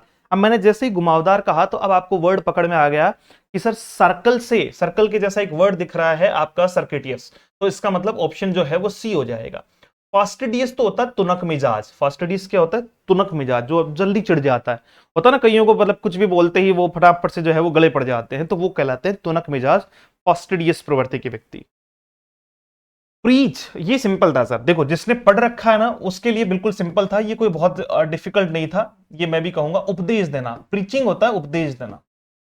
जैसे होता है ना बाबा वगैरह उपदेश देते रहते हैं, तो एक्सपाउंडिंग, सप्लिकेटिंग इन जो है वो इनिशियल इनएक्सेप्टिंग और आपका डिक्राइंग। तो जाहिर सी बात है आपका क्या हो जाएगा सर, एक्सपाउंडिंग का अर्थ भी क्या होता है? उपदेश देना होता है। एक्सपाउंडिंग का अर्थ भी क्या होता है? उपदेश देना। अब ये जिसको ऊपर वाला पता था तो वो आराम से इसको जो है वो गेन कर गया। कंफ्यूजन सबको पता है, कंफ्यूजन का मतलब ये सिंपल था, ये मैं सिंपल की श्रेणी में रखूंगा। कंफ्यूजन का अर्थ होता है कि भाई आपको कुछ पता नहीं चल रहा है, यू आर कंफ्यूज्ड, है ना। और कंफ्यूजन आपका जो है वो इंटरप्रेटेटिव होता है, स्टेग्नेशन होता है, पर्शुअल होता है या कमोशन होता है। तो कहते हैं ना कि मेरे जीवन में बड़ी जो है वो कंफ्यूजन चल रही है, कमोशन चल रहे हैं, मतलब मेरे जो है वो लाइफ में बहुत ज्यादा जो है वो उठा पटक चल रहे हैं। It's confusion, it's commotion. Option D, option D. ये तो थोड़ा सिंपल सा था। मोडेस्ट भी सिंपल था। मोडेस्ट का अर्थ होता है मामूली, तुच्छ, जिसको अपन जो है वो क्या कहते हैं? कॉन्सेंट्रेट, जो है वो ऑप्शन बी हो जाएगा। ये एक बार पढ़ना पड़ेगा सर। अब देखो ये वो है कि उस टाइम पे अगर क्लिक करेंगे तो करेंगे, नहीं करेंगे तो नहीं करेंगे भाई, इसका कोई उपाय नहीं है। मैं आपको बेस्ट से बेस्ट वर्ड्स दे सकता हूं, जो भी 500, 1000, 1500 जो मुझे लगेगा सफिशिएंट, बट इसके लिए एक सेल्फ नॉलेज का होना बहुत जरूरी है। हॉस्पिटैलिटी, ये सिंपल वर्ड था और इसका ऑपोजिट आपको पूछा था। जैसे एक तो होता है हॉस्पिटल, एक होता है हॉस्पिटैलिटी। जब मैं आपके घर पे आऊं तो आप, मतलब मैं आपके घर पे आऊं या आप मेरे घर पे पधारो तो क्या होगा सर? आवाभगत होगी। अपन चाय पानी पिलाते हैं आए हुए को, है ना, खाना वाना पूछते हैं, तो ये क्या है? आवाभगत है। मतलब हॉस्पिटलिटी, कहते हैं ना कि यार वहां की हॉस्पिटलिटी बहुत अच्छी है, तो इसका ऑपोजिट आपसे पूछा था। तो हॉस्पिटलिटी मतलब आवाभगत, और यहाँ कंप्लेंट हुई, कॉर्डियलिटी हुई, या फिर आपका जो है वो रेथफुल हुआ। तो वास्तविकता में एक तो लोग जो है वो जब हम जाते हैं तो आवाभगत करते हैं, और एक बस कोल्डनेस का अर्थ होता है कि बिल्कुल स्थिर रह जाना, कि ठीक आ गया तो ठीक है, आप चल जाएगा, पी लेगा चाय, पिएगा तो नहीं जाएगा अभी। तो ऑप्शन सी। टेंशियस जो है वो आपका दृढ़ को कहा जाता है, यानी जो सॉलिड है, दृढ़ है, और उसके लिए जो है वो वर्ड कौन सा यूज किया गया है? यील्डिंग वर्ड जो है वो यूज किया गया है, ऑप्शन डी यूज किया गया। ये जो है वो ज्यादा समय देने वाले वर्ड है नहीं। इनकरेक्टली स्पेल्ड वर्ड पूछा है आपसे कि इनमें से जो है वो गलत स्पेलिंग किसकी है। तो देखो गलत स्पेलिंग पूछी है, फिलोसफी यानी आपका दार्शनिकता, फिलेंथ्रोपी आपका होता है, देखो फिल होता है प्रेम, ठीक है। तो जाहिर सी बात है फिलेंथ्रोपी क्या हो जाएगा? मेनकाइंड से जो प्रेम करता है, यानी मानवता से जो प्रेम करता है, वो फिलेंथ्रोपिस्ट होता है। तो फिलेंथ्रोपी। आपका फिलोलॉजी और आपका जो है वो नन ऑफ द अबव। तो फिलोलॉजी की अगर बात की जाए तो फिलोलॉजी जो है वो इन्होंने क्या कहा था कि सर ये गलत है, ये क्या है आपका? गलत है। ऑप्शन सी इन्होंने जो है वो इसे यूज किया था। फिर आपको पूछा था लैप्स होगा, रिकलस्ट्रेंट होगा, एक्विट होगा, या एक से ज्यादा स्पेलिंग इस पे गलत है। तो ऑप्शन इसका कौन सा था? बी था। ये स्पेलिंग टेस्ट था। फिर कमीशन, कम्यूटर, कमेटी। तो कमेटी और कमीशन तो सही है, कम्यूटर में डबल एम आएगा, कम्यूटर में क्या आएगा? डबल एम आएगा। ऑप्शन कौन सा ठीक हो जाएगा? बी ऑप्शन आपका जो है वो बिल्कुल ठीक हो जाएगा। नेक्स्ट है वोसिफेरिश, एप्लीकेशन, एपिस्कल और इनोशोस। तो ये जो वर्ड हैं वो क्या थे सर? ये तो बहुत डिफिकल्ट था, ये तो स्पेलिंग टेस्ट है, वास्तविकता में बहुत ही ज्यादा डिफिकल्ट दिखाई पड़ता था। ऑप्शन ए जो है वो इसका सही किया गया था, और ये मुझे भी जो है वो मुझसे भी गलती हुई, क्योंकि जब पेपर देखा ना मैंने, तो पेपर में वास्तविकता में ये जो है वो एल दिख रहा था मुझे, तो मुझे लगा यही स्पेलिंग गलत है। ऑनेस्ट, बी ऑनेस्ट भाई, मुझे तो पेपर में एल दिख रहा था, लेकिन बाद में जो है वो उसको लोगों ने कहा, क्योंकि अपने पास तो क्या फोन पे आया, किसी ने भेजा, तो संभव तो मुझे शायद देखने में गड़बड़ हो गई मेरे, तो फिर जो है वो उसको देखा गया से जूम कर कर आके। चलो, फाइनरी, हेस्ट, प्रिंस या डिफर। तो ऑप्शन जो है वो बी होगा आपका, HIEST, HEIST। ऑप्शन जो है वो कौन सा हो जाएगा? बी। नेक्स्ट है आपका verb identification, which of the following is not a verb. अब देखो ये थोड़ा सा क्वेश्चन जो है वो गलत, सब लोगों ने कहा कि साहब ये गलत है। इनमें से कौन सी ऐसी एक वर्ड है जो वर्ब नहीं है? तो कन्वे एक वर्ब है, कन्वेड और कन्वेड। पर्पस जो है वो उद्देश्य है, नाउन है, और रिगार्ड जो है वो वर्ब मानी हुई है, यानी ऑप्शन जो है वो बी इसका ठीक बताया गया है। क्या बताया गया है? ऑप्शन बी जो है, सॉरी, ऑप्शन बी इसका ठीक बताया गया कि पर्पस जो है वो वर्ब नहीं है। फिर इसमें एक क्वेश्चन ऐसा था कि आपको यहां इसमें पूछा था कि कितनी वर्ब है, इसमें कितनी वर्ब है। सो दे कैंसल्ड, कैंसल्ड आपकी वर्ब हो गई। The show last night because the singer was, तो ये भी क्या हो गई आपकी वर्ब हो गई। तो सिंपली हमें पूछा था कि इस सेंटेंस में कितनी वर्ब है, तो आपकी कितनी हो जाएगी, 2 वर्ब हो जाएगी। फिर पूछा था which word can not be a verb, कौन सा ऐसा वर्ब वर्ब वर्ब, इसलिए वर्ब में इतना टाइम लग रहा है सर, इसलिए वर्ब में इतना टाइम लग रहा है। आपने देखा होगा 100 में से तकरीबन 10 क्वेश्चन जो है वो वर्ब से रिलेटेड पूछ लिए, तो वर्ब से रिलेटेड पूछेगा ही पूछेगा, 100% पूछेगा। Which word can not be a verb, कौन सा ऐसा शब्द है जो वर्ब नहीं हो सकता।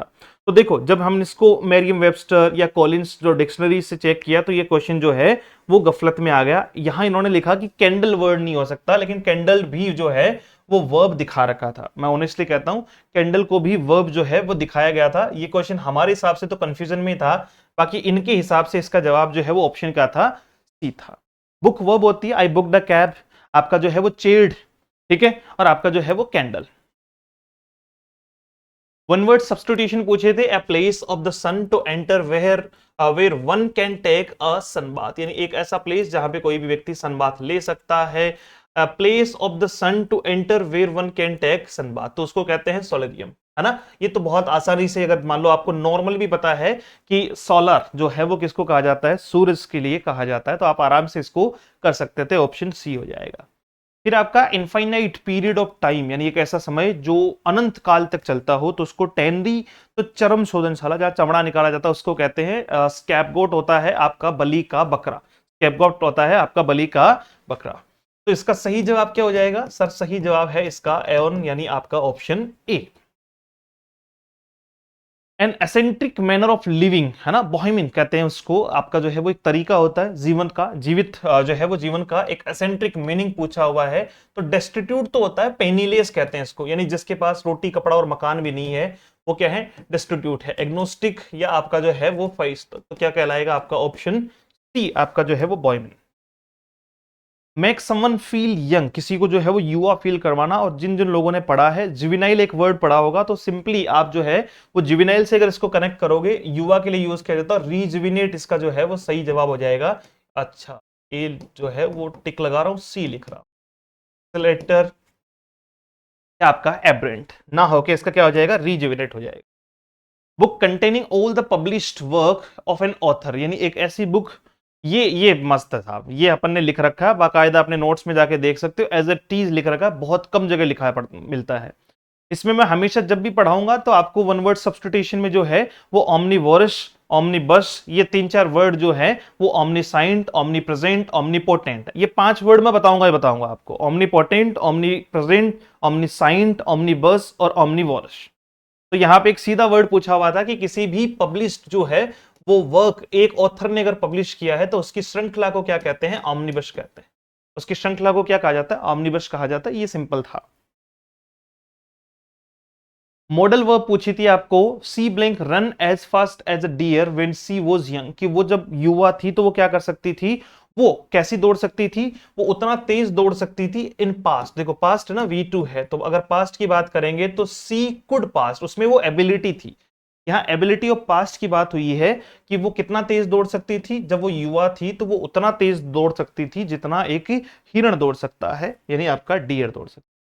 सिटीजन्स ब्लैंक ओबे द रूल्स ऑफ कंट्री, है ना, सिटीजन्स अगर आप जो है वो भारतीय नागरिक हैं, तो ये बात आप पे लागू होती है कि आपको क्या करना चाहिए, कंट्री के जो रूल्स हैं उनको फॉलो करना चाहिए। You must, citizens must obey the rules, citizens must obey the rules. Whose is this bag, ये बैग किसका है, I don't know but it blank belongs to Yuta. तो देखो देखो, whose is this bag, present की बात कर रहे हैं कि ये बैग किसका है, आई डोंट नो, मुझे नहीं पता, but it blank belong to Yuta, लेकिन ये किसका होना चाहिए। देखो हो सकता है कि ये बैग किसका है मुझे नहीं पता, तो हम एक अजम्पशन तो लगाते हैं कि शायद ये राहुल का हो सकता है, शायद ये जो है वो विकास का हो सकता है। तो हम क्या कहेंगे सर, प्रेजेंट की बात चल रही है तो कुड तो होगा नहीं, तो आपका केन नहीं, कुड और मस्ट नहीं है, केन नहीं होता, क्योंकि केन आपका पॉसिबिलिटी को नहीं बताता है। मे किसको बताता है, पॉसिबिलिटी को बताता है कि इट जो है वो belongs to, but it may belong to Yuta, कि हो सकता है ये किसका हो, यूता का हो। बैचेस के बारे में मैं आपको ऑलरेडी बता चुका हूं, बाकी लास्ट में और बातचीत कर लेंगे। अगर अब भी समझ में आ रहा है कि सर किस लेवल की जो है वो चीजें आने वाली है, तो बिल्कुल भी मत चूकना। 2 से 3 महीने, 4 महीने, 5 महीने पहले तैयार रखना खुद को। 1 घंटे पढ़ने में कोई बड़ी बात नहीं है, कोई बुराई नहीं है, और कोई बहुत ज्यादा ऐसा है नहीं कि हमें लाख 2-5 लाख का जो है वो बैच परचेज करना होता है। इसी में सारी टेस्ट सीरीज, सारे नोट्स, सब कुछ जो है वो, क्योंकि हमारे पास एक बड़ी ऑडियंस होती है हर बार जो है वो ठाकुर जी की दया से एमजीजीएस को लेकर, तो हम एक फाइनेंशियल बर्डन ना डाल के एक बहुत नॉमिनल अमाउंट जो है वो आपके लिए रख दे रहे हैं। चलिए, ये बुक वाला हो गया। अब बात आती है कि if you continue to practice so hard you blank be able to beat me before too long, जो है वो अगर आपने लगातार कंटिन्यू रखा, किसको, आपने प्रैक्टिस को जो है वो जारी रखना, कंटिन्यू रखा, यू ब्लैंक, तो देखो क्या होगा, इफ यू कंटिन्यू, ये है आपकी C1, इसको मैं आपको पढ़ाऊंगा। कंडीशन फर्स्ट है, कंडीशन फर्स्ट कहती है कि अगर आप जो है वो कंटिन्यू रखते हो, you will be able to beat me, तो आप मुझे बहुत जल्दी जो है वो मुझे हराने में कामयाब रहोगे। What do you want to do, तुम क्या करना चाहते हो, वेल अच्छा, we blank have a picnic, है ना, but it looks like rain. देखो, तो जब हम बात कर रहे हैं पॉसिबिलिटी की, तो क्या कह रहा है, what do you want to do, तुम क्या करना चाहते हो, well we blank have a picnic, हम जो है वो क्या कर सकते हैं, एक पिकनिक रख सकते हैं। हम क्या रख सकते हैं, एक पिकनिक रख सकते हैं, but it looks like rain. इसमें जो है वो ऑप्शन इन्होंने माना था, ऑप्शन बी माना था, हालांकि कुछ लोगों ने इस पे केन भी दावा किया था, लेकिन फिलहाल जो है वो ऑप्शन बी ही माना गया था। और उसका एक ऑथेंटिक रीजन भी मैंने दिया था आप लोगों को कि ये कुड जो है वो बेहतर आंसर है इसका। रिपोर्टेड स्पीच सेकंडों का काम है। कैसे करना है, इधर से शुरू करना है, रिपोर्टिंग वर्ब से शुरू करना है। हमेशा यहां देखना है कि प्रेजेंट है कि पास्ट है। पास्ट है ना, सेड सेकंड फॉर्म होती है, इसका मतलब आगे का चेंज होगा। चेंज होगा तो देखो, मे माइट में चेंज होगा, इसका मतलब आपका शुड तो हो नहीं सकता, यहां माइट है नहीं, दो ऑप्शन तो बाहर हो गए। Might leave the next day, tomorrow time word है जो नेक्स्ट डे में चेंज होगा, तो ये लो। ऐसे तो आंसर मैं आपको निकालना जो है वो 15 मिनट में सिखा दूंगा। इसको हम कहते हैं ऑप्शन एलिमिनेशन मेथड, कि ऑप्शन देख के हम क्वेश्चन को जो है वो समझ सकते हैं कि साहब इसका आंसर ये तो होगा ही नहीं। ठीक है, और ये मैं आपको भी सिखाऊंगा कि कैसे इसको एलिमिनेट करते हैं। फिर देखो जी, केशव सेड, मैंने उधर देखा, सेड पास्ट है, Rita is busy right now, तो देखो पहली बात तो इज है, पास्ट में जाएगा तो वो वॉज में जाएगा, वॉज वर में जाएगा, इसका मतलब हैड बीन और इज दो ऑप्शन तो होंगे नहीं। यहां क्या है सर, वॉज बिजी वाली बात तो ठीक है, लेकिन नाउ का आगे देन नहीं है, तो सिंपली हमारा जवाब क्या होगा, नाउ एक टाइम वर्ड है जिसको हम चेंज करते हैं देन में। I will manage here after, देखो राहुल सेड, पास्ट है, पास्ट है तो जाहिर सी बात है चेंज होगा, तो विल का होगा जी वुड, तो विल का विल नहीं होगा, विल का विल नहीं होगा, तो वुड मैनेज देयर आफ्टर, और वुड मैनेज जो है वो हियर आफ्टर, हियर आफ्टर को देयर आफ्टर में चेंज करना होगा। हियर आफ्टर को किसमें, देयर आफ्टर में, क्योंकि हियर जो है वो प्रेजेंट में है टाइम के अकॉर्डिंग, और देयर जो है वो पास्ट में है। डन, सिंपल, छोटू सा तो क्वेश्चन है। Bring a glass of water please, request कर रहा है। अब रिक्वेस्टेड के अगर सेंस देखा जाए तो देखो प्लीज दिया हुआ बाकायदा, ब्रिंग यानी टू से इसको कनेक्ट कर देंगे, ये आपका जो है वो इंपेरेटिव सेंटेंस है, तो बहुत सिंपल है। To bring a glass of water, to bring a glass of water, brought नहीं होगा, to bring her a glass of water, her कहां से आ गया सर इसमें, दो बातें, कमांड दी है, नहीं सर कमांड नहीं दी है, रिक्वेस्ट की है, ऑप्शन कौन सा ठीक होगा, बी ठीक हो, प्लीज आया ना। The teacher said the wind is a renewable energy source, तो देखो क्या हो जाएगा आपका, टीचर ने क्या कहा, टीचर ने, अच्छा ये बड़ा मजेदार क्वेश्चन था, जिसने देखो ट्रिक भी वो कहते हैं ना नकल में भी अकल चाहिए, तो ट्रिक भी सोच समझ कर लगानी होती है। कुछ चीजें जो मैं आपको धीरे धीरे पढ़ाता जाऊंगा, जैसे मैंने यहां जैसे ही देखा कि सर सैड वर्ब की सेकंड फॉर्म है तो मुझे इसको चेंज करना चाहिए था, तो कुछ लोग इन दो को तो खत्म ही कर देंगे और बाद में इन दो में से एक आंसर करके आएंगे, तो पूरी बात भी देखा करो। इसके मैं 3 नियम लिखाऊंगा आपको, 3 पॉइंट होते हैं इसके, कि देखो अगर रिपोर्टिंग वर्ब में प्रेजेंट या फ्यूचर टेंस हो तो रिपोर्टेड स्पीच का टेंस नहीं बदलता है। रिपोर्टिंग वर्ब में पास्ट टेंस हो तो रिपोर्टेड स्पीच के टेंस बदलते हैं। रिपोर्टिंग वर्ब में पास्ट टेंस हो और रिपोर्टेड स्पीच में कोई यूनिवर्सल ट्रूथ हो, साइंटिफिक फैक्ट हो, मैथमेटिकल फैक्ट हो, थ्योरी हो, प्रिंसिपल हो, कोटेशन हो या सेइंग हो, ऐसा कुछ भी हो, हिस्टोरिकल फैक्ट हो, तो उसमें कोई बदलाव नहीं आते। और ये एक जो है वो साइंटिफिक फैक्ट है कि जो विंड है यानी आपका हवा है वो एक रिन्यूएबल, मतलब जिसको दोबारा से बनाया जा सकता है, रिन्यूएबल एनर्जी सोर्स है। तो ये सही जवाब आपका क्या होगा, ऑप्शन बी ही रह जाएगा, इसमें चेंज नहीं होगा। सैड के बाद में दैट लगेगा, सैड टोल्ड में चेंज नहीं होगा, और सही ऑप्शन इसका बी का बी ही रह जाएगा, क्योंकि ये साइंटिफिक फैक्ट है और साइंटिफिक फैक्ट जो है वो चेंज नहीं हो सकता, वो जैसा है एज इट इज आपको वैसा ही रखना होगा। प्रीपोजिशंस पूछी थी, the work will be over, कब तक हो जाएगा? जब आपको टाइम लिमिट दी जाए, जैसे आपको देते हैं ना फॉर्म भरने की लास्ट डेट, आपको जिला सेलेक्ट करने की लास्ट डेट दी गई थी कि 29 तारीख को शाम को 5 बजे, तो वहां देखना आप जो है, अगर इंग्लिश में देखोगे तो वहां लिखा हुआ आता है बाई जो है वो 29th ऑफ जून, ठीक है। तो इसका मतलब वो एक आपका लिमिटेशन है। तो आपको ये वर्क कब तक करना है? This work will be over, ये वर्क जो है वो कब तक हो जाएगा? Will be over by this evening, इस शाम तक जो है वो ये खत्म हो जाएगा। He saved her blank certain death, देखो कहा किससे बचाया उसने? certain death से, यानी एक निश्चित मृत्यु से। He saved her from certain death, ये तो बहुत सिंपल था, ऑप्शन जो है वो कौन सा ठीक होगा? ए ठीक होगा। तो प्रेपोजिशन है moving blank boundaries will help one two progress, देखो मूविंग ब्लैंक बाउंड्रीज, बाउंड्रीज के परे, बियॉन्ड होता है परे, के पार, यानी बाउंड्रीज के पार जो है वो मूव करना, अगर आप जो है वो मतलब will help one two progress, ये कहने का अर्थ है। मैं इसको लेकर जो है वो एक छोटा सा, जैसे मैं एक बहुत ही लोअर क्लास जो है वो फैमिली से रहा हूँ शुरुआती दौर से, अब तो ठीक है आप लोगों का और ठाकुर जी का आशीर्वाद है। तो हमारी माता जी हमेशा एक ही दिन, मतलब एक ही रट्टा मार के रखते हैं कि जब भी मैं कुछ ऐसा प्रयास करता तो वो हमेशा मुझे क्या कहते हैं कि जितनी चद्दर हो ना उतना पाँव पसारना चाहिए, जितनी चद्दर हो उतना ही पाँव पसारना चाहिए। और हमेशा से मुझे आज तक याद है कि मैंने जब जब उनको इस डायलॉग का जो है वो जवाब दिया है तो मैंने यही कहा है कि ना जी, पाँव हमारे बड़े हैं, हम तो चद्दर नहीं लाएंगे, समझ रहे हो। तो वो वाली बात है कि जब तक आप बाउंड्रीज के बाहर नहीं जाओगे, अपने आप को जो है वो बाउंड्रीज से बाहर नहीं निकालोगे, तब तक आप जो है वो प्रोग्रेस नहीं कर सकते। लिमिटेशन तोड़ना होगा। हमें नहीं आती इंग्लिश, कोई बात नहीं, सीख लेंगे, कौन मना कर रहा है बताओ? क्या कोई मना कर रहा है? भाई सीखने की शुरुआत जो है वो हमने भी की है, आपने भी की है, और जो सीख लेगा, जो कर लेगा, एक बार एंटर कर देगा वो कर लेगा, डन। तो देखो मूविंग बियॉन्ड बाउंड्रीज, कि भाई बाउंड्रीज के परे जाना, बाउंड्रीज के परे जाना। फिर इसमें है he hinted blank, he hinted, hint at, है ना, hinted at some loss of treasure, तो ऑप्शन कौन सा ठीक हो जाएगा? डी ठीक हो जाएगा। नेक्स्ट आपका इनिशियली, इनिशियली का अर्थ होता है शुरुआत में, प्रोग्रेस में be slow but never give, तो सबको पता है give up on a child who is not reading, कि आपके लिए भी है ये, कि हो सकता है शुरुआत में कोई बच्चा जो है वो स्लो हो, पढ़ने में स्लो हो, जैसे बच्चे बोलते हैं ना राहुल, तो अब हमें लग रहा है भाई तो बोल क्यों नहीं रहा, है ना, जल्दी जल्दी बोल फटाफट से। आप सोच के देखो, क्या आप जो है वो उस समय पे जो उस एज में है, क्या आप उतना तेज बोल पा रहे थे?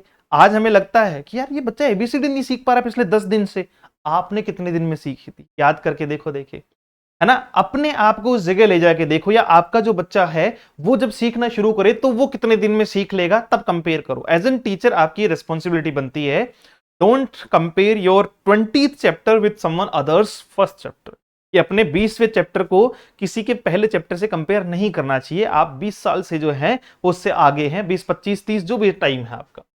तो शुरुआत में हो सकता है कि जो है वो स्पीड स्लो हो, लेकिन आपको गिव अप नहीं करना है, छोड़ना नहीं है। तो ये तो सिंपल हो जाएगा, गिव अप आपका जो है। अच्छा, इसमें दो चीजें हैं, गिव अप टू होगा या गिव अप क्या बोल रहा हूं मैं, गिव अप टू होगा या गिव अप ऑन होगा? तो गिव अप ऑन होगा, give up on a child. Passage है सर, पैसेज सिंपल था, है ना, पैसेज में यहां जो है वो फिलहाल आपको एक बार समय की कमी है, ज्यादा लंबा सेशन में इसको नहीं खींचूंगा। पैसेज आप देख लीजिएगा, बहुत सिंपल सा पैसेज था, इसमें से कुछ क्वेश्चंस पूछे गए थे। जैसे इसमें एक टू मिक्स का अर्थ पूछा गया था, तो मिक्स का अर्थ होता है, यहां दिया हुआ भी है टम्बल्ड आउट, है ना। पैसेज को एक बार आप पढ़ लीजिएगा और इसमें वही चीजें हैं। आगे चलता हूं, 77 के बारे में 3 क्वेश्चन आपको दिए हुए हैं, फिल इन द ब्लैंक्स के, जो टेंस से रिलेटेड है। माई garden was blank with water, तो मैं आपको सिंपल से बताऊं, यहां पे वाटरिंग होगा या वाटर्ड होगा? देखो, तो वाटरिंग और वाटर्ड में फर्क क्या है कि सर अगर मैं कर रहा हूं तो वाटरिंग हो सकता है, लेकिन किसी ने वाटर डाला है, इसका मतलब ये पेसिव है। इसका मतलब ये क्या है? पेसिव है, कि मेरे गार्डन को पानी से जो है वो जो है वो वाटर किया गया, पानी जो है वो उसमें दिया गया। तो समवन गिव दैट, है ना, बाई इसका सेंस जो है वो इसमें आ रहा है, इसलिए पेसिव, और ये क्वेश्चन सही था, इसमें कोई डाउट नहीं है। The children were blank on that sofa, तो वर के बाद में क्या आ जाएगा आपका? सिटिंग आ जाएगा। वर के बाद में क्या आ जाएगा? सिटिंग आ जाएगा। Were sitting on that sofa, were sitting on that sofa. Last night, तो लास्ट नाइट तो पास्ट हो गया, लास्ट नाइट तो क्या हो गया, पास्ट हो गया। Last night I blink on the car, अच्छा ये क्वेश्चन जो है वो आपका last night I blink on the carpet and fail, जो है वो मैं कारपेट पे स्लिप हुआ और आपका जो है वो गिर गया लास्ट नाइट। अच्छा लास्ट नाइट ये क्या था, ये क्वेश्चन के आंसर जो है वो अलग ले लिए क्या? नहीं ये स्लिप नहीं है इसमें, ये वो क्वेश्चन है, मैं तभी सोच रहा हूं ये लाई ले वाला क्वेश्चन है, ये थोड़े ऑप्शन चेंज हो गए आई थिंक इसके, मुझे लगता है किसी और क्वेश्चन के जो है वो मिक्सअप कर दिए हैं। हाँ कर दिए हैं, बिल्कुल ठीक बात है। मैंने वर्ब में भी पढ़ाया है लाई, ले और लेन, ठीक है। एक होता है ले, लेड और एक लेड। इसका अर्थ तो होता है लेटना जो सजीव करता है, और इसका अर्थ होता है लिटाना या बिछाना जो निर्जीव के लिए किया जाता है। जैसे मान लो मैंने जो है वो कोई बुक रखी तो बिठाया, उसको लिटाया मतलब टेबल पर बुक रखी तो वो मैंने किया है, तो उसके लिए ये फॉर्म चलेगी। और अगर मैं खुद लेटा हूं तो मेरे लिए ये फॉर्म चलेगी। तो last night I second form आएगी ले, ठीक है, उसका जवाब ले होगा। यहां जो भी ऑप्शंस थे मुझे ध्यान में नहीं है, एक था मुझे इतना ध्यान में है, एक लेड था, एक ले था और एक लाई था आई थिंक। अधिकतर लोगों ने इसको लेड किया, फिर इस पे कंट्रोवर्सी भी की, बोले साहब ये गलत है गलत है गलत है, जबकि अपने नोट्स में डे वन से ये लिखा हुआ है। वर्ब पढ़ाते टाइम पहली बार में ही ये पढ़ाते हैं कि भैया ये यहां से क्वेश्चन आता ही आता है, तो ये ऑप्शन जो है वो बिल्कुल ठीक था, ये गलत था और ये जो है वो आपका ठीक था, ले इसका जवाब होगा। डन। फिर है बेस क्वेश्चन योजनाओं के। योजनाओं के क्वेश्चन कोई बहुत ज्यादा डिफिकल्ट नहीं आए थे, 3 से 4 क्वेश्चन को अगर छोड़ दिया जाए। योजनाएं आप खुद के आधार पे देखेंगे, आंसर्स मैंने दे रखे हैं, पीपीटी में आपको डाल दूंगा, पीपीटी में आपको डाल दूंगा, क्योंकि योजनाओं को लेकर अभी मैं इस पे चर्चा करूंगा तो आपको कंफ्यूजन आएगी, क्योंकि इन योजनाओं में बहुत सारे बदलाव हो चुके हैं। आपको पता है सरकार समय समय पर योजनाओं में बदलाव करती रहती है। इस बार योजनाओं के जो भी क्वेश्चंस होंगे जो बनेंगे, अभी जो नोट्स तैयार हो रहे हैं हमने शुरू करवा दिए हैं, मतलब काफी टाइम हो गया शुरू करवाए हुए, तो उसको जो भी बेहतर तरीके से पूरी रिसर्च करके न्यू पैटर्न पे बनवा रहे हैं कि अभी जो योजनाएं चल रही है उनमें क्या चल रहा है। डन। और उसमें अगर छोटे मोटे जो भी बदलाव आते रहेंगे तो वो समय के साथ में हम आपको सेशंस वगैरह में बताते रहेंगे। तो ये टोटल जो है वो टोटल आपके 100 क्वेश्चन थे, जिसमें से 20 क्वेश्चन योजनाओं के थे और बाकी के जो है वो 80 क्वेश्चन इंग्लिश के थे। डन। अब इसकी अगर आपको पेपर चाहिए, इसके आंसर्स विद आंसर क्योंकि नीचे लिखे हुए हैं जो बोर्ड ने माने, तो आप टेलीग्राम चैनल पे जो है वो एक बार हाई लिख देना। टेलीग्राम चैनल ज्वाइन कर लेना, हाई तो क्या लिखोगे, जो अपना है let's learn with Ajay sir के नाम से, let's learn with Ajay sir के नाम से, सेम यही वाला let's learn with Ajay sir. ये तो हो गया आपका टेलीग्राम, ये तो हो गया आपका टेलीग्राम। और आपको जो है वो साथ साथ में अगर मैं कहूं कि सर अभी भी टाइम है, 3 से 4 महीने दो, धीरे धीरे पढ़ो, पहले बेसिक फिर एडवांस, मतलब पहले बेसिक मॉडरेट और फिर एडवांस। वोकेबलरी को भी धीरे धीरे तैयार करो, एक तो नॉलेज बढ़ जाएगा अपना भी, अपने बच्चों का भी, और पढ़ा रहे हैं उन बच्चों का भी। जो लोग ऑलरेडी एमजीजीएस में जा चुके हैं तो वो भी तैयारी जारी रखो, क्यों, क्योंकि साल भर बाद में फिर से रिव्यू होने हैं, तो अपने आप को बेहतर करने का प्रयास रेगुलर करते रहो, वरना फिर नेक्स्ट ईयर जो है वो वापस आने की संभावनाएं भी बन जाएगी अगर रिव्यू अच्छा नहीं आया तो। आप कोर्सेज ज्वाइन कर सकते हैं, इस नंबर पे मैसेज करके जो है वो जानकारी भी ले सकते हैं, 74109286 और 96। और अगर आप जो है वो सीधा डाउनलोड करना चाहें तो इस कोर्स के लिए आप लाइव क्लासेस वगैरह, ये मैं पहले भी बता चुका हूं आपको जाना होगा एप्लीकेशन पर। एप्लीकेशन आपका let's learn with Ajay sir के नाम से प्ले स्टोर पे मिल जाएगा। अगर आईफोन वगैरह आपके पास कुछ है या इसके बारे में और कोई भी जानकारी चाहिए तो आप इस नंबर पर मैसेज करेंगे। आईफोन के लिंक के लिए भी आपको इस नंबर पर ही मैसेज करना होगा। डन।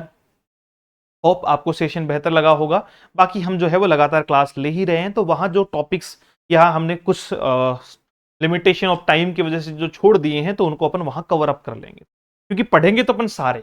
जैसे वहां वर्ब अभी धीरे धीरे पढ़ना शुरू किया तो वर्ब की भलाई चाहे एक क्लास एक्स्ट्रा लगानी पड़ जाए, प्रैक्टिस अलग से करवा देंगे, लेकिन इस लेवल के सारे क्वेश्चंस उसमें कंसिडर करेंगे जो पिछली बार पेपर आया था। पेपर भी मैं ये जो है वो इसको आधार मानते हुए इससे एक कदम ऊपर ही बना रहा हूं, यानी सारे जो मॉक टेस्ट वगैरह आएंगे वो सब कुछ उसी आधार पे आएंगे। Thank you so much, have a great day, see you soon in the next session. जय हिंद।